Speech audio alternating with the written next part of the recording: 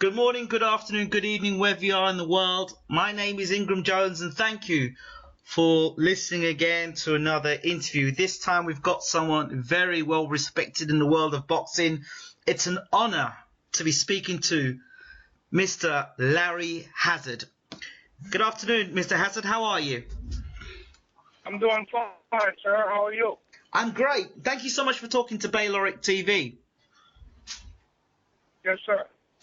So, Mr. Hazzard, before we go into in-depth in the interview, could you just quickly introduce yourself, explain who you are? Well, I'm Larry Hazzard Snr. I'm the commissioner of the New Jersey State Athletic Control Board for the state of New Jersey. I've been serving in this capacity. Actually, this is my second tenure.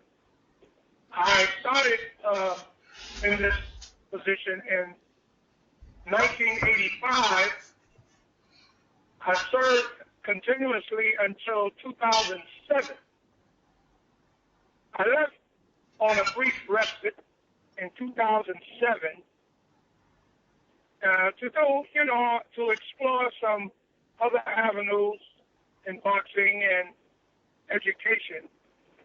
And I just returned in 2014 to the same post again for a second tenure. So I'm really starting on my 23rd year chronologically, but, I had that 7-year respite.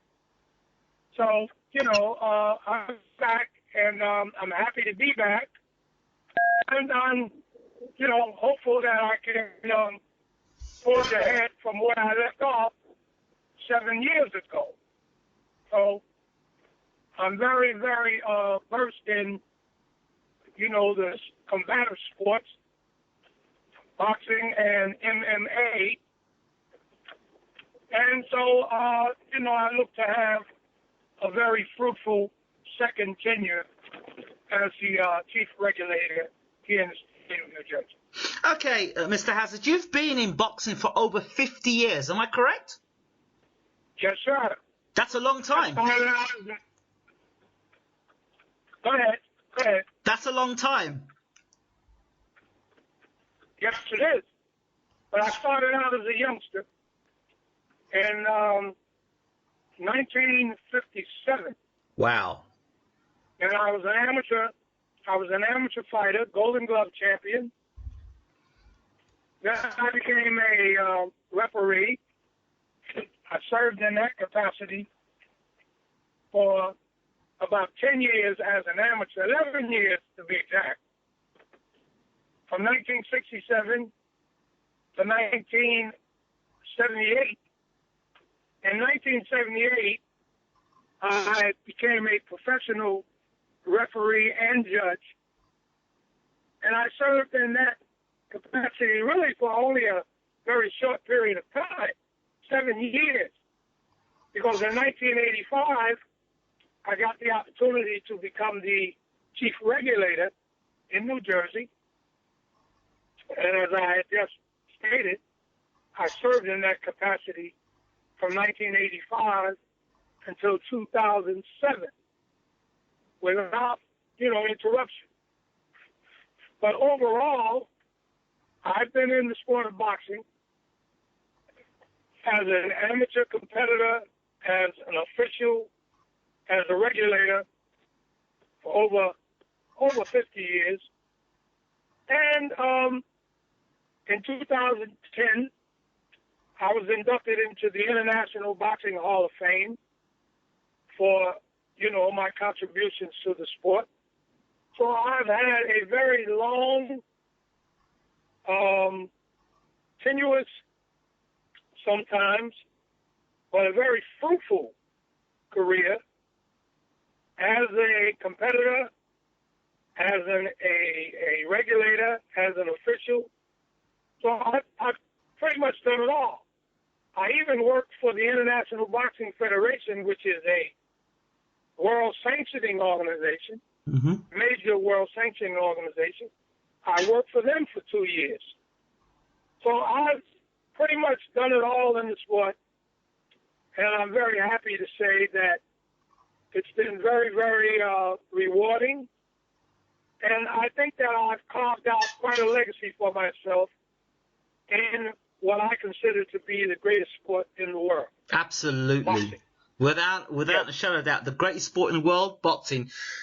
I mean, you've got so much to talk about. But the first question I must ask you is, what is the role of a commissioner? I've got to understand this because I've seen you so many times from the UK watching American TV. They talk about Larry Hazzard.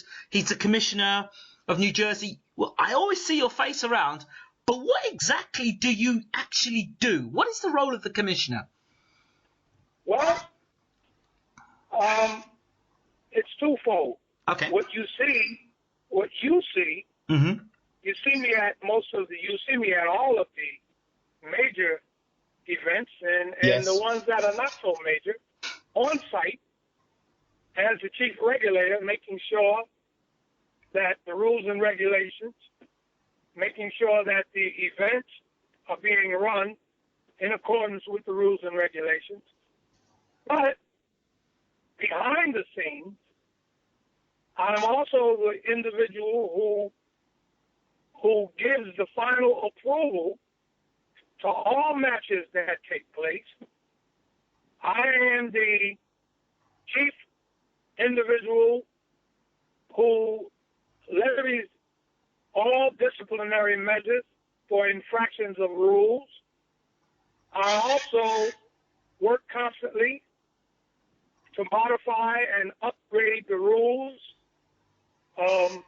trying as best I can to keep the rules as modern as possible because, you know, the sports do evolve gradually, and sometimes there is a need to change rules.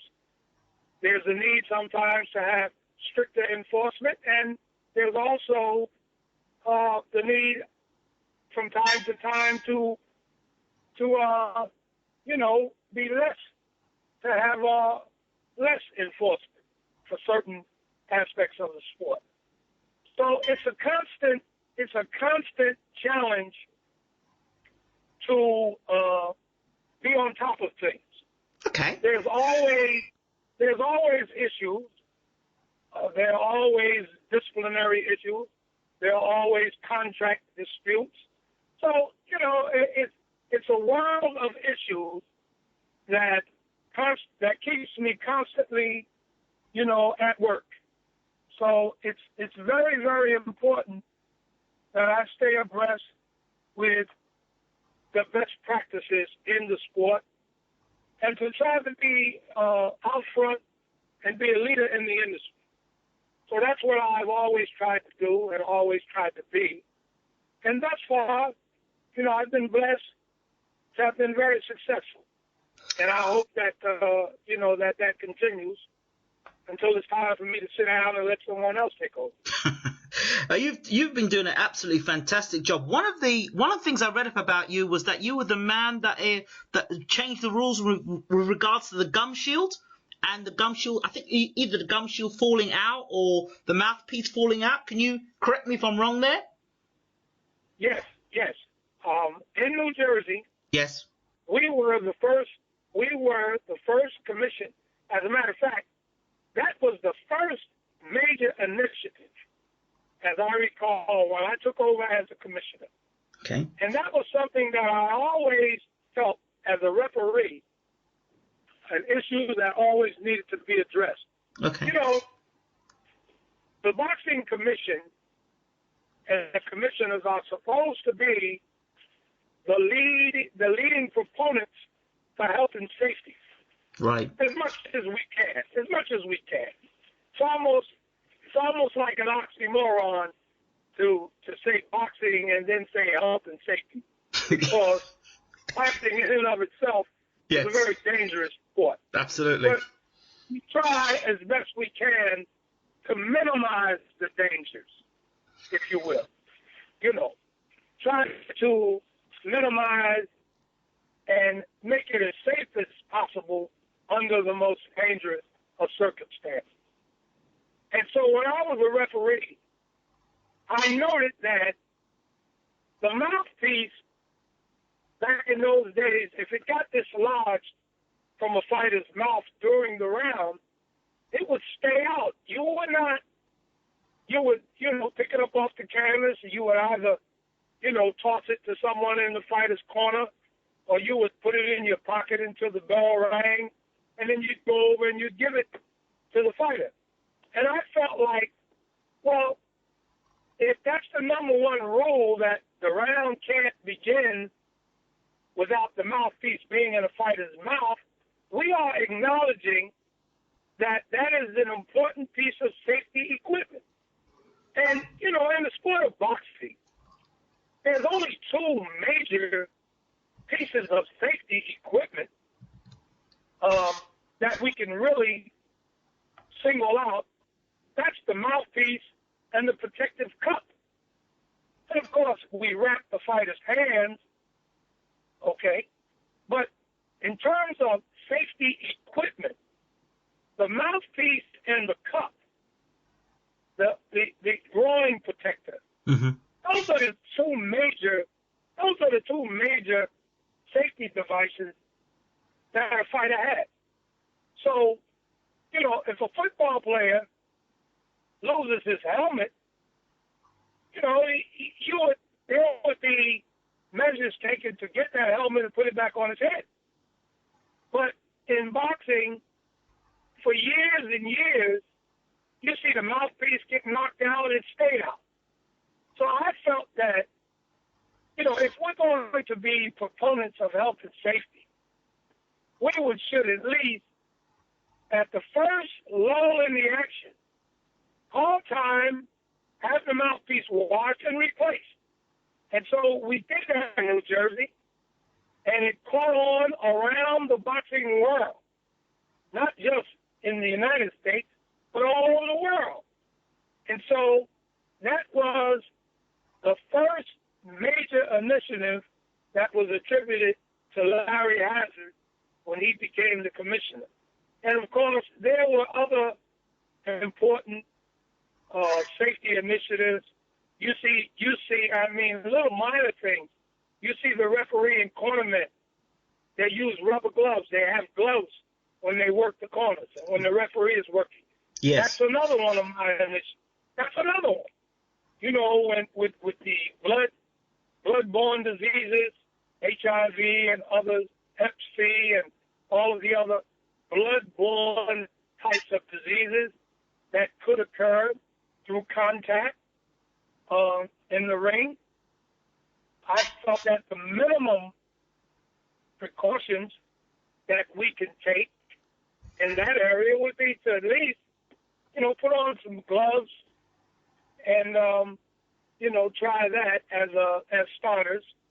And that caught on all over the globe. So, little things that I've been able to do through the years certainly has, not gone unnoticed.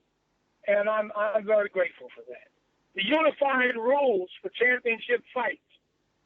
That was another one of my initiatives because I felt that if it's the same sport, it should have the same rules.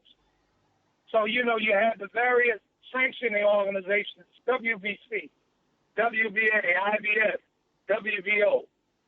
For many years, they had different rules. For some sanctioning organizations, there was a 3 knockdown rule. For others, there was not. For some, the bell could save a fighter in the last round. For others, it would not.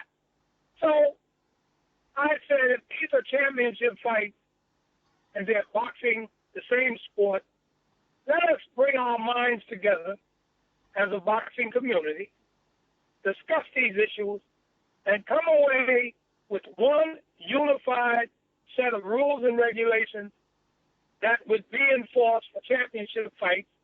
And we did that. We had a meeting in Atlantic City, New Jersey, back in the late 90s, and we formulated the unified rules for championship fights that you see in force in all championship fights from that point on.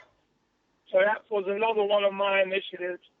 And so, I'm, again, very proud of the contributions and, my ability to be creative and to bring people together. And it has served me well through the years. I'm very happy. In your first time being the New Jersey commissioner, you did a lot of great things, but there were people who didn't appreciate you standing up for what you believe, standing up for boxers, protecting fighters, and being the guy that would jump up on the rope and say, "Hey, this fight needs to be stopped." A lot of that was seen as you weren't seen as a good guy for that. Why was that the case? Well, it's like anything else. There's animosity. There are people who just don't like to give credit to certain people. It's not always mean-spirited.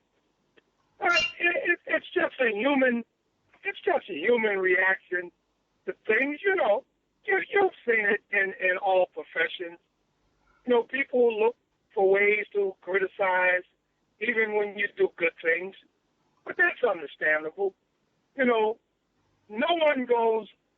Most times no one goes unpunished or uncriticized, even for the good things that you try to do. But I understand it. I never take it personal. I don't think it's personal. I think it's just things that we do as human beings. You have people who get criticized for a lot of good things that they do. It's just what we do as human beings. So it never stopped me from doing what I thought was right. And I think in most cases, in the majority of the cases, the majority of the people recognize that you were doing the right thing and that you were trying to do what was right. A lot of times, you get criticized for trying to upstage people, trying to be seen, but that was never really the case. I realize sometimes that referees can be short-sighted. Mm-hmm. They can sometimes get caught up in the event and not really see what's the dangers sometimes, even the best referees. And that's why we're there. And that's why I feel very fortunate that I had plenty of refereeing experience. And I think that there were many people who felt that I was a very good referee. I think I was very good. And so wherever I felt that I could loan my expertise, even if it meant, getting the attention of the referee and telling them, I think we should stop this fight, I did that. And I would hope that it was appreciated more than it was not appreciated. And I think it was. I want to talk about the bit about being a referee, because as you're talking, the first fight that comes to my mind as you're talking is Meldrick Taylor and Julio Cesar Chavez Sr. and the way Meldrick Taylor was stopped in that fight. A lot of people say prematurely by Richard Steele.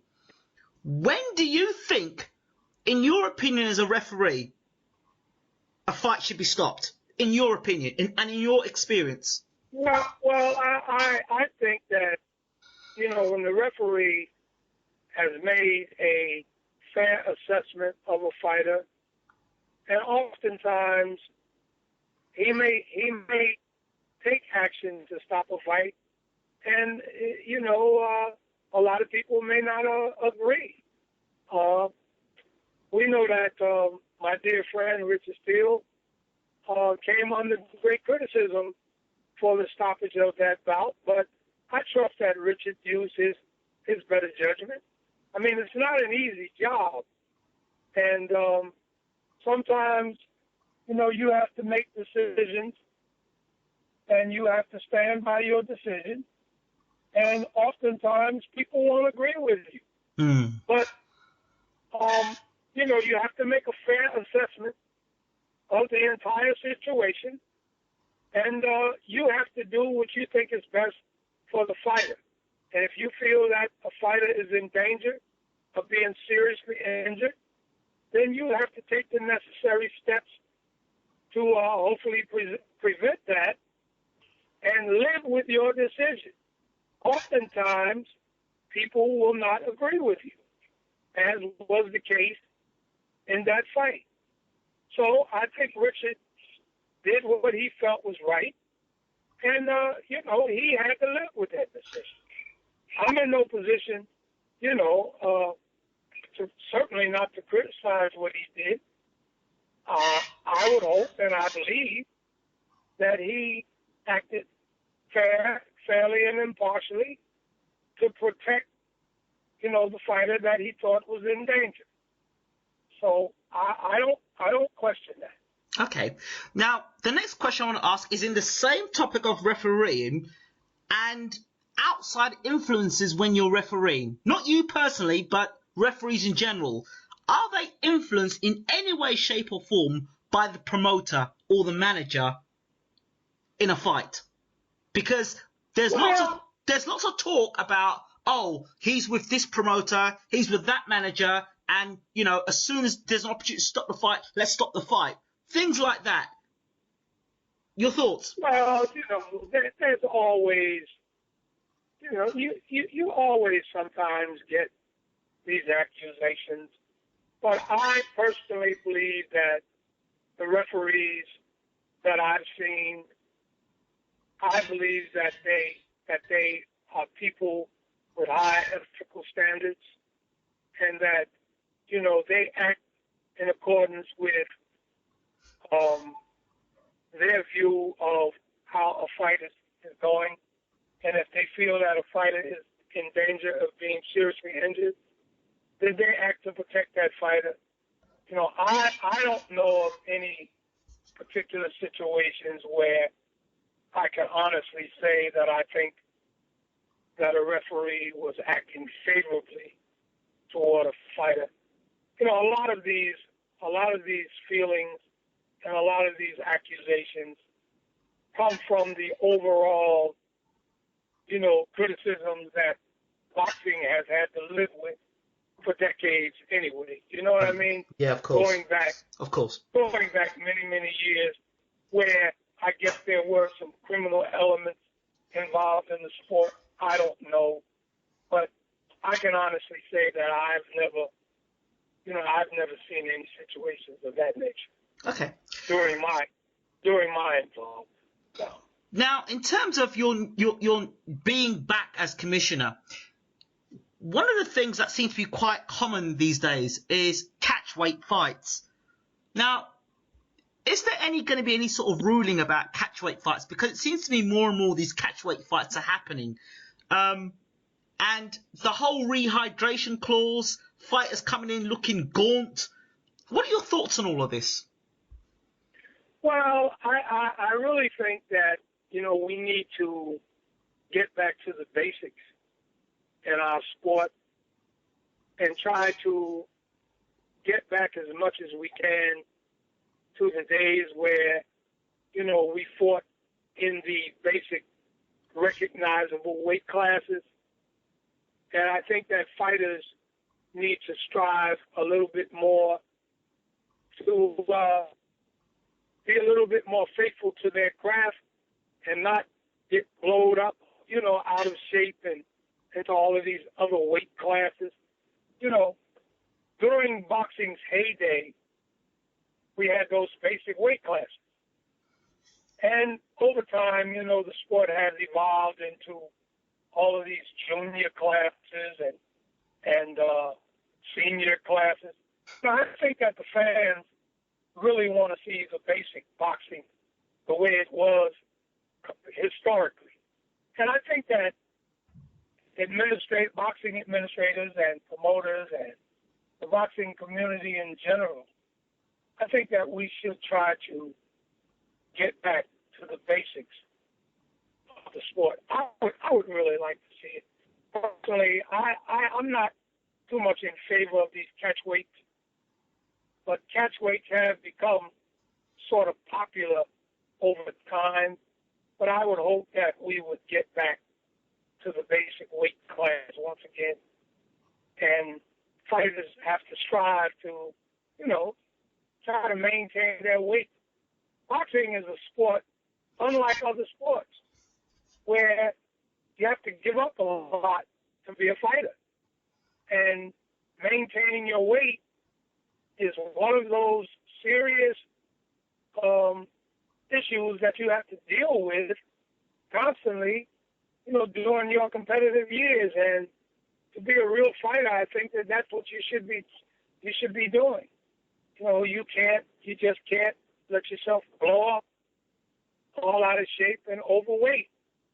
And this is something that we have to encourage the fighters to do. And I think that the boxing administrators, the boxing hierarchy, have to hopefully get back to those basic weight classes once again and try to stay away from some of these catchweight events.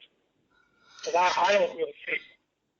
Now, Al Heyman he's like the mystery man of boxing, but he's signed a lot of the top fighters in America. And Top Rank and Golden Boy, I'm not happy about it. But, PBC and having boxing on TV for free, how does that impact somebody like yourself as a commissioner? Well, I mean, we are all, I think that all of the commissions and boxing in general, I think that we are all enjoying, I think we're enjoying the rejuvenation of our sport as a result of what PBC and Al Heyman has been doing. I would hope that, Al Heyman and some of the other major promoters could kind of put their differences aside and maybe try to come together and work a little bit closer together and, have boxing the way it is. I mean, it's really been a great thing for the sport to be able to see boxing on all of the networks again and to see major boxing events for free without so many of the pay-per-view events. So I think it's a good thing. But I would hope that, the major promoters and Al Heyman could work out whatever differences they have and, do what's best for the sport. I think that, it's been a good thing thus far, but, there's some differences among the promoters. There are lawsuits, things like that are happening. So I guess everybody has their right to disagree. So whatever has to be settled in court, let's hope that it works out for the betterment of the sport. But right now, I think everybody's enjoying what's happening. So let's hope that whatever comes out in the end, let's hope that it's for the betterment of the sport. And I would just like to see everyone work together a little bit more, because all of these guys, all of these major promoters have been very good for the sport of boxing, and I'd like to see it continue that way. The various weight titles, the WBA has got about 3 or 4 different titles: the WBA regular champion, the interim champion, the super champion. How does that affect boxing, do you think, today? Well, I mean, there's the pros and the cons of it all. And again, I would like to see things, kind of not get too far away from the basics. Right. It's always better when there's one champion. But I guess sanctioning organizations will argue that with the different champions, there are greater opportunities for fighters. So I don't really like to get into that, but I do feel that the fans deserve to be able to recognize who the champion is in each weight class. Absolutely. And I think that it's really our responsibility to not confuse things so much. Yeah. You know? So that's the way I'd like to see it. Do you think we'll ever go back to 15 rounds? Well, probably not. I don't think that we in the business are going backwards now that we got away from 15 rounds. I liked 15 rounds, but, you know, sometimes we make decisions kind of emotionally. I remember when the 15 rounds got pushed aside after, I think it was the Dooku Kim fight. You know, sometimes we in our effort to make things better, sometimes we react a little quickly without taking a little bit more time to look at what we're doing. But I don't think that we'll go back. You know, it's at 12 rounds now. Things have been working out pretty well at 12 rounds. So I guess there's two schools of thought. I like the 15 rounds. But it's been 12 rounds for quite a long time now, so I guess it's best to just leave it the way it is. But I would be certainly in favor of going back to 12 if, you know, if the status quo wants to go back to 15, I certainly would be in favor of it. Wow. I would be one to be in favor of it. Could they not do special? I like 15 rounds. Could you not do special bouts that were 15 rounders? Well, I mean, you know, it depends on like always, it depends on the boxing hierarchy. You know, if it's something that the fans want, and if there's a way of doing it, you know, I guess it could be worked out. I certainly would be in favor of it. Finally, Mr. Hazzard, what's been the biggest fight that you've been involved with? Because I know you've been involved in so many fights. What's been the biggest fight you can say? Man. The biggest fight? Yes. Well, I guess I would have to say, okay, I've been involved with a lot of big ones, but I guess I would have to say the biggest and the most noteworthy would be Michael Spinks, the two Michael Spinks and Mike Tyson. Whoa. In Atlantic City in 1988. That, I guess, by far has to be the biggest thus far. Didn't last very long. What makes it the biggest fight? Well, the excitement, everything leading up to the fight, the drama, it was indeed the biggest in terms of the purses, the money, the people, you know, the gate receipts for that event in New Jersey. That was by far, even to this day. Really? Even to now. Yeah, and it's been over 25 years. That is still the biggest major boxing event to take place in New Jersey. So it's not the biggest athletic event. Wow. It's not the biggest athletic event, yes. Oh, my good God. But what about Holyfield fight? Didn't Holyfield have fights in Atlantic City? Holyfield had fights there, but there was nothing, oh, my gosh, you know, there was nothing as big as that Tyson-Spinks fight. Oh, my goodness, that was one heck of a month. And the last 2 weeks leading up to that fight. Oh, my gosh. But what made it so big? Well, I mean, you know, if you put yourself back in 1988, you know, you had Michael Spinks, who was undefeated. You had Mike Tyson, who was undefeated.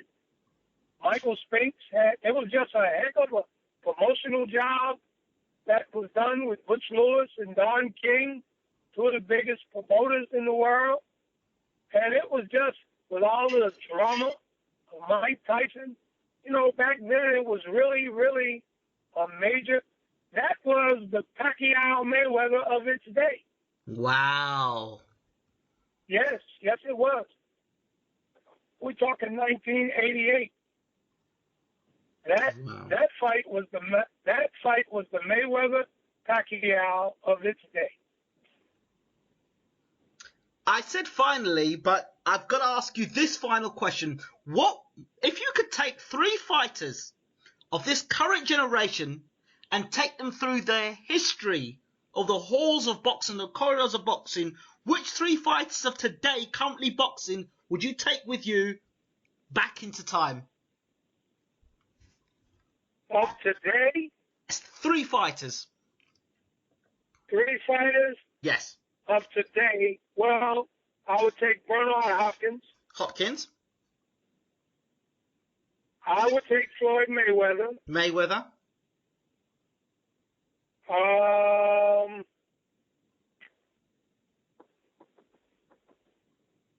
let me see. I would say Hopkins, Mayweather, and I would say Triple G or Sergey Kovalev. Oh, I would probably go if I had to. I would go with Kovalev, but yeah, Sergey, Triple G or Kovalev, yeah, definitely. Wow. Yeah. And what would the reasons be behind those 3 fighters? Well, those 3, of course, Bernard Hopkins.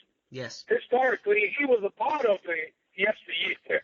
Yeah, he's still around, so he's a natural to be there. Right. Floyd Mayweather, you cannot deny, love him or hate him, and I happen to love him. He is the most talented. He is the most talented fighter in the world today. He is of his generation. Although I don't, there are other fighters from past decades who I think are probably better than Floyd, but you have to give him credit for, what he has accomplished during his generation. Okay? Okay. So he is he's a great fighter of today. And of course, Sergey or Triple G, they are the closest that I've seen of today's generation to the fighters of yesterday. Yeah. They have the tenacity, the skill, and the knockout mentality. That they are real warriors, okay, of this generation. So those are my 3 or 3.5, We'll make it 4. We can have Kovalev and Triple G because I like Kovalev a lot. I'm not sure about Triple G yet, but definitely Kovalev because he's fought the caliber. If Triple G can do the same thing as Kovalev has done, then you got another killer right there. Yeah, but I'm leaning toward Kovalev. Absolutely, me too.